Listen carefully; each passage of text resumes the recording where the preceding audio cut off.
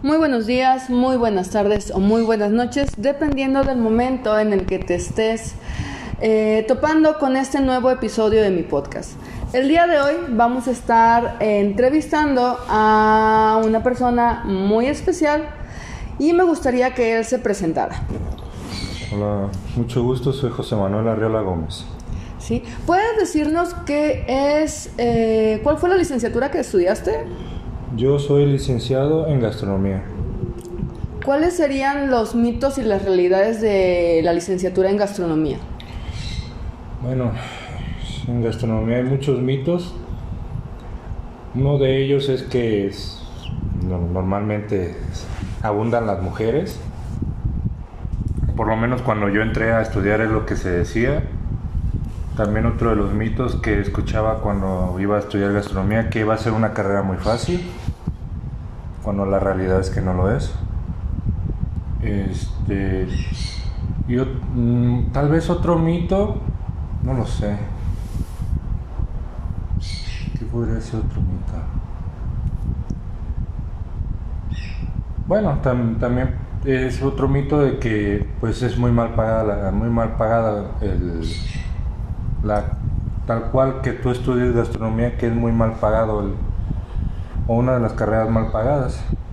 Yo creo que esos son los mitos que más escuché cuando empecé a estudiar. Realidades es que es muy complicado trabajar en restaurantes. Uh-huh. Realidad es que muchas veces no vas a poder estar en los momentos más importantes de tu familia. Okay.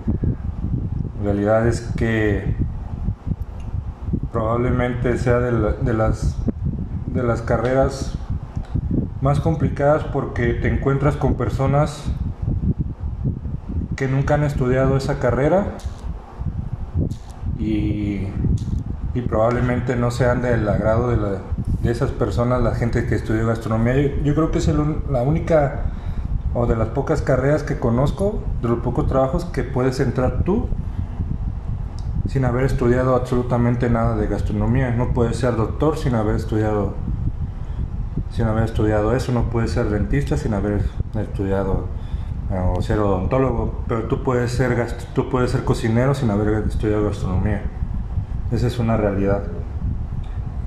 Que esté bien o esté mal, no lo sé, pero es una de las realidades que me he topado, que pues yo me maté 3 años estudiando gastronomía y pues me topo con personas que jamás han estudiado o han visto absolutamente nada sobre la gastronomía. Okay. Ahora que mencionas lo de cuando estabas estudiando gastronomía, hay por ahí algunos entre chistes y memes y cosas que dicen, bueno, pero ¿qué estudias en gastronomía? No sé, pozole 1, pozole 2. ¿Cuáles son realmente las materias que llevas en la licenciatura de gastronomía? Es muy divertido porque ese tipo de chistes me los tuve que soportar todos los 3 años. De primero, siempre son las introducciones, te meten historia. Obviamente historia que no sé, que cuando empezaste, que la primera vez que el hombre hizo fuego y descubrió cómo sazonar la carne, va parte por parte. Obviamente nosotros tenemos muchísimo más prácticas que nosotros estando en el salón, pero la parte que es en el salón es historia. También tenemos que saber de dónde vinieron el primer pan, las salsas madre, todo ese tipo de cosas te las dan en el salón. Ya cuando estás en cocina, las primeras clases son de saber cortar, de saber leer una receta, porque es diferente leer una receta simplemente nomás verla y voy a hacer lo que yo quiera. Te enseñan a leerla, te enseñan a pensar, te enseñan los gramajes, te enseñan a saber en la diferencia entre kilos, gramos y todo ese tipo de cosas, y así vas avanzando. Una de las cosas que también te enseñan en gastronomía, en casi todas las que yo conozco, es francés. Entonces yo tuve que estudiar francés casi los 3 años. Ok. Tengo entendido que por parte de la escuela, como una experiencia adicional para tu currículum, te fuiste a estudiar, bueno, no, a hacer prácticas al extranjero. ¿Podrías comentarnos cómo fue tu experiencia desde el inicio hasta el final? Sí, fue una forma de titulación, más que nada. La escuela me ofreció la oportunidad de ligar, o tenía la oportunidad de ligarnos a diferentes restaurantes de Europa. Yo la razón por la que decidí ir a un restaurante que se llama Bonham fue porque además de que me daban la posibilidad de vivir ahí cerca del restaurante, me dan una ayuda económica. La experiencia fue un poco difícil porque es complicado irte y estar solo y vivir solo 3 meses. También tienes que acostumbrarte a otro país, tienes que acostumbrarte a levantarte temprano, tienes que acostumbrarte a seguir las órdenes y más o menos para que se den una idea cómo es una cocina en Europa, por lo menos una cocina de ese nivel. Yo siempre recomiendo una película que en inglés se llama Bird, no sé, no me acuerdo cómo se llama en español, pero es muy parecido a eso. Es otro tipo de cocina, entonces es algo complicado, pero fue una experiencia inolvidable. La verdad es que yo jamás voy a olvidar algo así y aprendí muchísimo más en esos 3 meses que probablemente los 3 años que estuve estudiando. Suena raro, pero tal vez pues así. Sí, posiblemente porque era como más aplicado y más enfocado al ya la vida real y no solamente a prácticas que hacen en la escuela, supongo. Sí, es que la universidad te dan, bueno, yo supongo que todas las carreras te dan una base, ¿no? Entonces, lo que pasa cuando ya te enfrentas a algo que es un verdadero trabajo, entonces tienes, por ejemplo, tú llegas a un salón de clases tarde y probablemente la maestra te deje pasar o nomás te ponga un retardo, ¿no? Ya en la vida real probablemente no te paguen ese día o probablemente te regresen y no trabajes ese día. Eso es por lo que digo que aprendes muchísimo más en la vida real. Dentro de la cocina, ¿qué tipo de jerarquías o cuál es el tipo de jerga de palabras que dicen que se usan mucho dentro de la cocina? Primero, con las jerarquías, es muy, muy, muy dependiente del restaurante. Por ejemplo, yo en España había el chef y había encargados de área o encargados de partida. ¿A qué me refiero encargado de partida? Un encargado de partida son sectores. Por ejemplo, un encargado de partida era, no sé, los postres, y otro encargado de partida, no sé, eran las entradas. Eso era así en España. Ahora yo estoy trabajando aquí en Guadalajara y es un poco diferente. Aquí en el restaurante donde yo estoy trabajando nomás existe lo que es el chef, el segundo y un encargado de abre. Ya los demás somos cocineros. Pero también depende también del restaurante.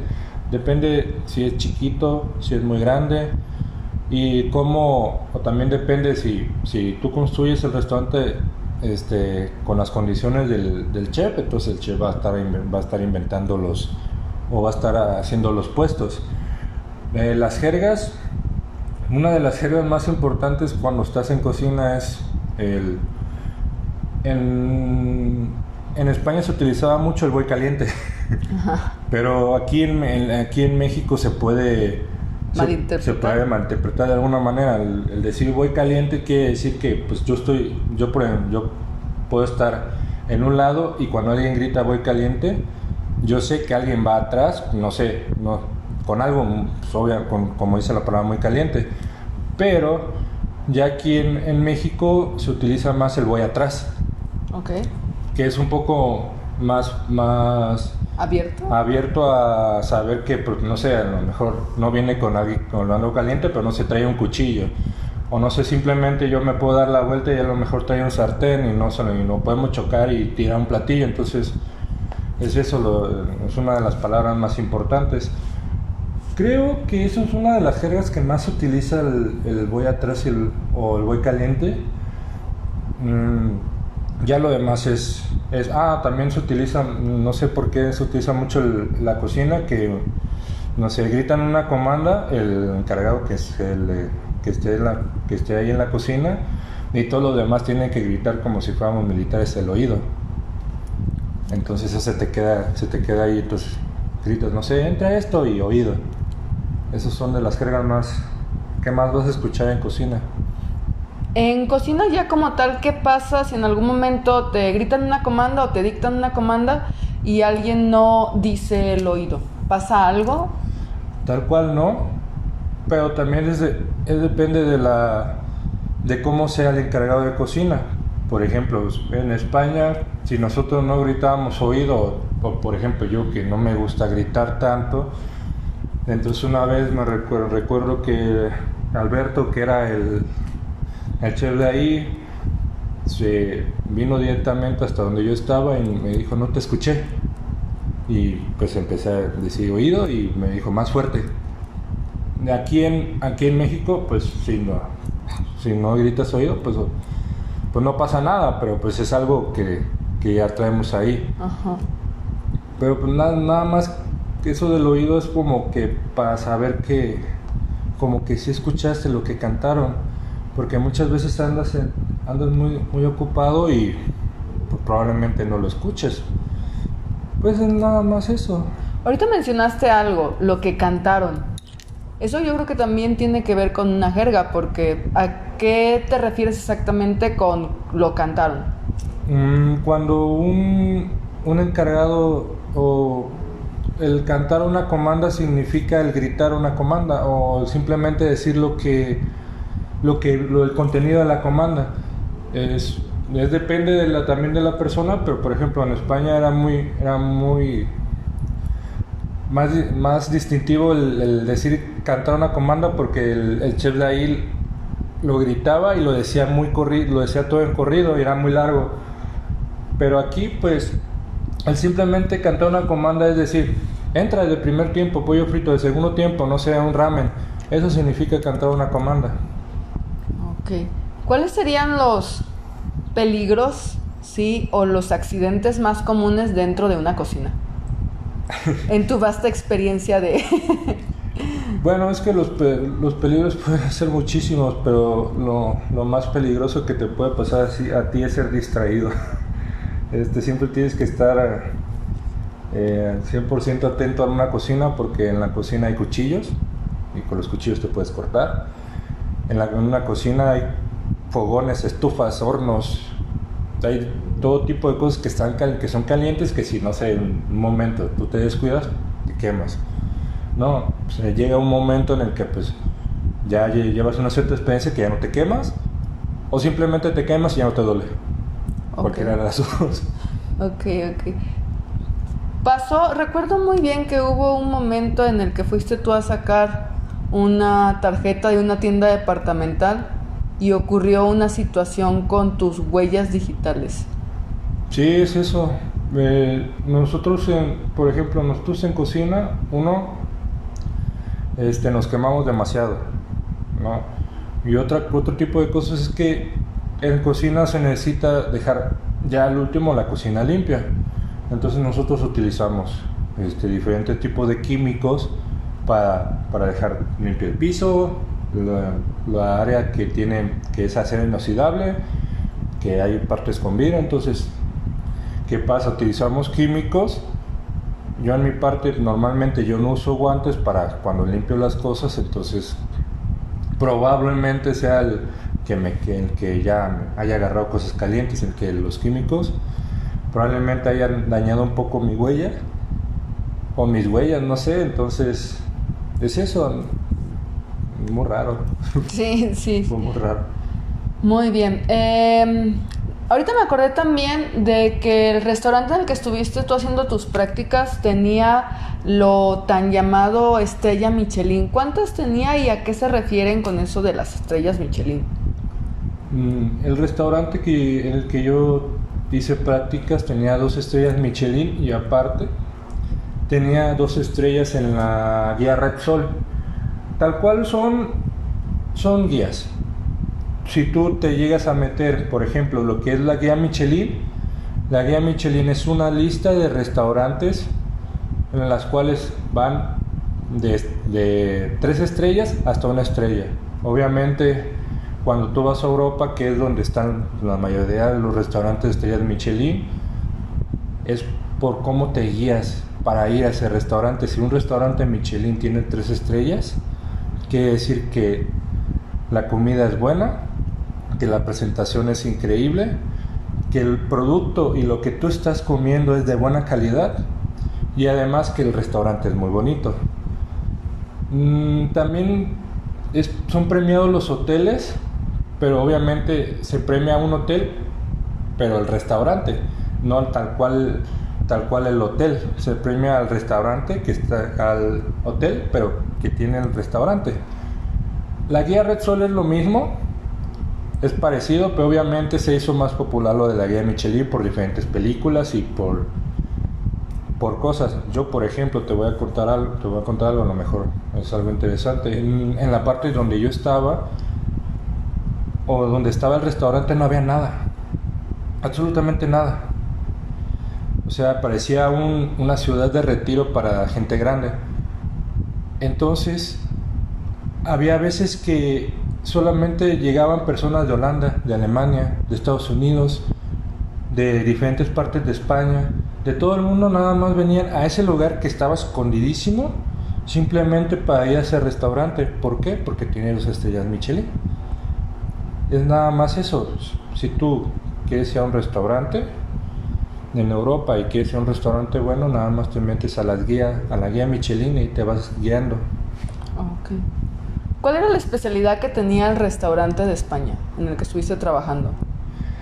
Tal cual no tenía una especialidad. Ese tipo de restaurantes se maneja algo que se llama comida por tiempos. Entonces, tal cual una especialidad no tenía, porque la gente iba a comer por tiempos. Era muy raro que una persona, en realidad a mí nunca me tocó, que nada más pidiera un platillo. Simplemente iban por tiempos. Entonces, no sé, venía en la carta y decía, la comida de 12 tiempos cuesta esto, la comida de no sé cuántos tiempos cuesta esto. Simplemente era lo bueno, que era toda la comida, además de los postres, que también vienen los tiempos, y también que te vendían una experiencia. A mí me tocó, siendo yo cocinero, salir, porque yo manejo un poquito de inglés. Entonces, como venían personas de todos lados, me tocó a mí muchas veces explicar. Nosotros también en un restaurante vendíamos la experiencia, no simplemente las personas iban a comer y ya. Nosotros vendíamos la experiencia, también los meseros venden la experiencia, y así es como se manejaba ese restaurante. Una especialidad como aquí en el restaurante que yo trabajo, que te puedo decir cuál es la especialidad o lo que más se vende, no tal cual. Okay. ¿Y en el que trabajas ahorita, cuál sería como que lo que más se vende? Lo que más se vende de entradas es el pollo frito. Okay. Que es tal cual, un pollo frito con una salsa agridulce un poco picante. En lo que es ya en comidas, lo que más se vende es ramen quinche cerdo, que es pasta con caldo picante, 2 pancetas y un huevo. En postres lo que más se vende es un helado frito. No sé si los que nos están escuchando sepan que es un helado frito, pero tal cual es un helado que lleva un empanizado con panko y se dejan en congelador para cuando tú lo metas a la freidora. La experiencia es que esté frito, pero por dentro esté el helado completo. Eso es tal cual lo que más se vende ahorita en el restaurante en el que yo trabajo. Ok. ¿Y nos podrías decir en qué se puede desempeñar un licenciado en gastronomía? Sí, normalmente cuando uno estudia gastronomía se piensa que nada más te puedes dedicar a ser cocinero. Cuando el de estudiar gastronomía te puede llevar para muchos lados. Obviamente, si no sé, si tú quieres dedicarte a, no sé, a hacer cerveza, probablemente tengas que estudiar o apoyarte con otras carreras, pero estudiando gastronomía puedes estar en un hotel, puedes trabajar en un hotel, puedes trabajar también en cosas administrativas. ¿A qué me refiero con cosas administrativas? Obviamente relacionado con comida. No sé, que encargado, no sé, de un McDonald's. Uh-huh. ¿Ves a lo que me refiero con cosas administrativas? Puedes ser también maestro.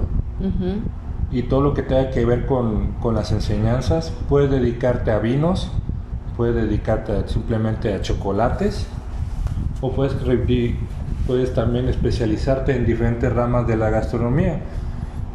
No todos, o no a muchos les gusta el estar, no sé, la mitad de su día dentro de una cocina. Entonces por eso existen muchas ramas o muchos diferentes posiciones que, aparte de estar, no sé, casi 10 horas dentro de una cocina. Uh-huh. ¿Cuál sería la diferencia entre, por ejemplo, un comedor industrial, veo que de repente solicitan ahí personas que trabajen, y un restaurante como tal? Un comedor industrial es una cocina, pero tal cual está dentro de no sé si decirlo, fábrica, o también puede ser adentro de una escuela. Okay. A eso se le llama un comedor industrial. Un comedor industrial lo puedes encontrar en la Coca, lo puedes encontrar en Bimbo, lo puedes encontrar en ese tipo de compañías enormes. A eso se le llama comedor industrial. Y pues un restaurante, pues la diferencia es que pues tú puedes ir a comer a un restaurante siendo la persona que seas, pero a un comedor industrial simplemente es para los trabajadores. Okay. de esa empresa o de esa industria. Ok.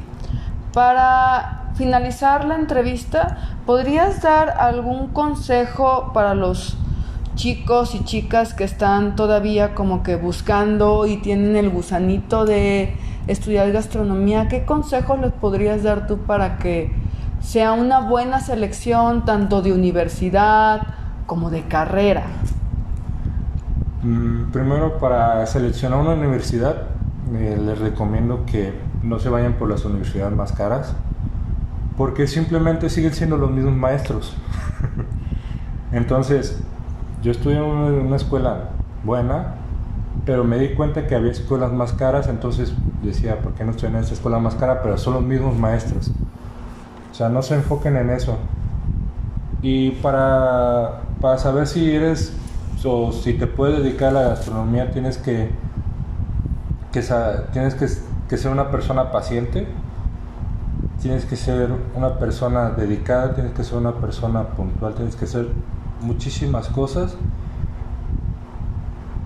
para ser gastrónomo. Entonces, no sé si sea un consejo, pero simplemente sigan aquello lo que les guste o aquello que los haga feliz. A mí me hace muy feliz cocinar para las personas, no sé por qué, pero por eso estudio gastronomía, porque me hace feliz.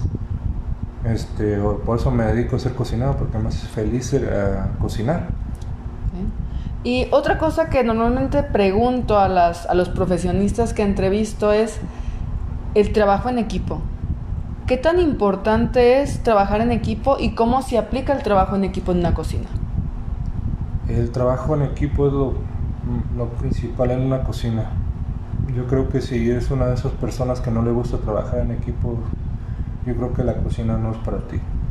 Yo creo que es importante trabajar en equipo en todas las carreras, pero yo que sé que la gastronomía, te puedo decir que es de las cosas más importantes que hay en la gastronomía, porque en una cocina somos un equipo. Entonces, si tú te equivocas, me equivoco yo, o si yo me equivoco, te equivocas tú. Entonces trabajo en equipo. Entonces el trabajo en equipo es importantísimo porque probablemente seas bueno en lo que tú hagas, pero si las personas que están en ese equipo no son buenas, el trabajo no va a fluir. Entonces es muy muy importante trabajar en equipo. Es algo de las cosas primordiales y lo que te enseñan cuando estudias en gastronomía es trabajar en equipo. Ok, digo, hago mucho esta pregunta porque de repente los chicos pues voy a hacer mi parte y si yo hago bien mi parte ya todo va a salir bien y hacen todo lo posible, humanamente posible, por no trabajar en equipo. Uno le rehuye mucho en la escuela el trabajo en equipo.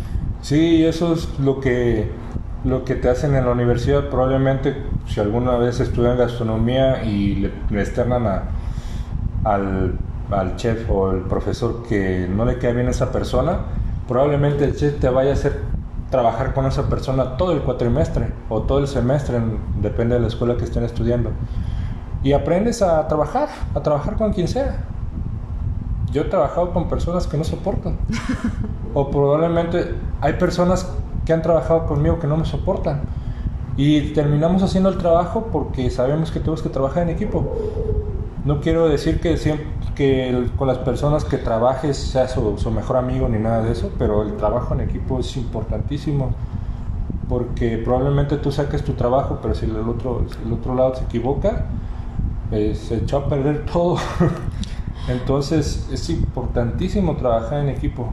Ok, bueno, pues quiero agradecerte de antemano el tiempo porque estoy usando justamente uno de los días que tiene él para descansar, porque también los descansos en cocina no son como los conocen.